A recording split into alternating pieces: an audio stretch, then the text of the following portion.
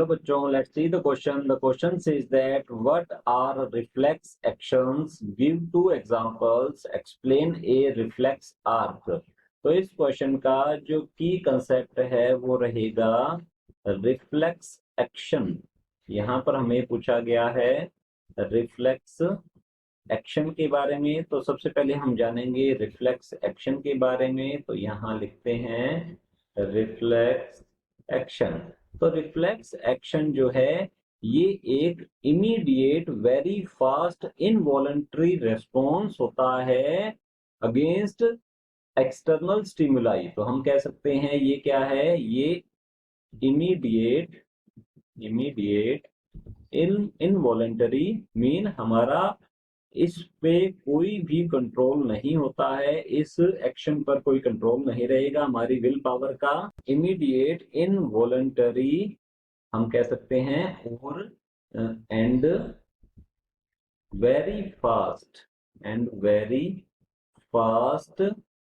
response very fast response to certain stimuli। और ये जो रेस्पॉन्स है रिफ्लेक्स एक्शन, ये जनरेट करती है स्पाइनल कॉर्ड। तो यहाँ हम लिख सकते हैं ये रेस्पॉन्स जो है कहाँ से जनरेट होता है, ये होता है स्पाइनल कॉर्ड के थ्रू। तो स्पाइनल कॉर्ड जो है इसे मॉड्यूलेटर भी कहा जाता है। अब हमसे पूछा गया है give two examples of reflex action. तो यहाँ पर हम लिख सकते हैं इसके एग्जांपल्स, लाइक आईज का ब्लिंक करना, कफिंग, खांसना जो है, ये सारे के सारे जो हैं ये रहते हैं रिफ्लेक्स एक्शन के एग्जांपल। तो यहाँ पर हम फर्स्ट एग्जांपल लिखेंगे pulling our hands away immediately after touching a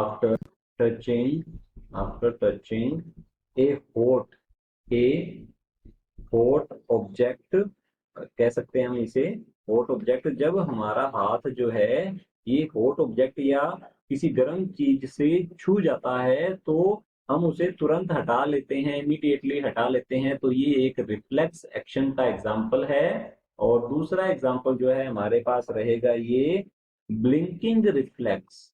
ये रहेगा ब्लिंकिंग रिफ्लेक्स। हमारी आईज जो है ये कंटिन्यू ब्लिंकिंग कर रही हैं और ये रिफ्लेक्स एक्शन की वजह से है, या फिर आईज के पास कुछ आ जाता है तो भी ब्लिंक करती हैं। तो ये होता है रिफ्लेक्स एक्शन। तो हम यहाँ लिख सकते हैं इसके बारे में ब्लिंकिंग द आईज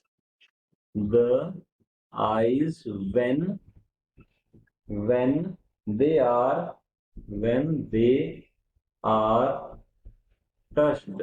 तो ये है रिफ्लेक्स एक्शन के टू एग्जांपल्स। और अगर हम बात करें इसके आर्क की, मीन रिफ्लेक्स आर्क की बात करें, तो यहाँ लिखेंगे रिफ्लेक्स आर्क। तो रिफ्लेक्स आर्क जो है ये होता है पाथवे ऑफ रिफ्लेक्स एक्शन। हम यहाँ लिख सकते हैं ये क्या है, पाथवे ऑफ रिफ्लेक्स एक्शन। तो इसका पाथवे जो है ये कैसे कैसे रहेगा ये हम देख लेते हैं। तो सबसे पहले जो रिसेप्टर होते हैं, रिसेप्टर जो है जो कि सेंसरी ऑर्गन होते हैं, यहाँ से स्टिमुलस जो है ये परसीव की जाती है और आगे की ओर सेंसरी न्यूरॉन्स होती हैं। सेंसरी न्यूरॉन्स जो हैं इस स्टिमुलस को पहुंचाती है स्पाइनल कॉर्ड तक। तो आगे की ओर आ जाएगा स्पाइनल कॉर्ड, और स्पाइनल कॉर्ड से ये जो यहाँ से जो भी मैसेज बनेगा स्पाइनल कॉर्ड से, ये जाता है मोटर न्यूरॉन के थ्रू। तो ये मोटर न्यूरॉन के थ्रू पहुंचता है अफेक्टेड ऑर्गन और मसल्स तक। तो ये रहेगा रिफ्लेक्स आर्क।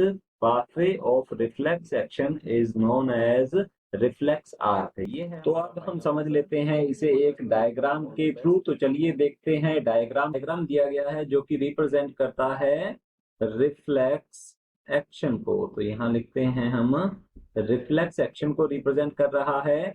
जैसे ही हमारा हाथ किसी गर्म ऑब्जेक्ट को छू जाता है तो वैसे ही रिसेप्टर जो कि प्रेजेंट होते हैं हमारी बॉडी में, ये परसीव करते हैं स्टिमुलस को, तो यहाँ पर ए जो दिया गया है ये है हमारे पास रिसेप्टर। तो यहाँ लिखेंगे ए है रिसेप्टर, जो कि यहाँ पर होता है स्किन। तो ये स्किन परसीव करती है स्टिमुलस को और फिर आगे की ओर इन स्टिमुलस को भेजा जाता है, यहाँ से इंपल्स जनरेशन होता है और इस इंपल्स को कंडक्ट करने वाली होती है सेंसरी न्यूरॉन। तो ये जो लेकर जा रही है यहाँ पर एफरेंट पाथवे बनाती है, जो कि स्पाइनल कॉर्ड की ओर बढ़ रहा है ये इंपल्स।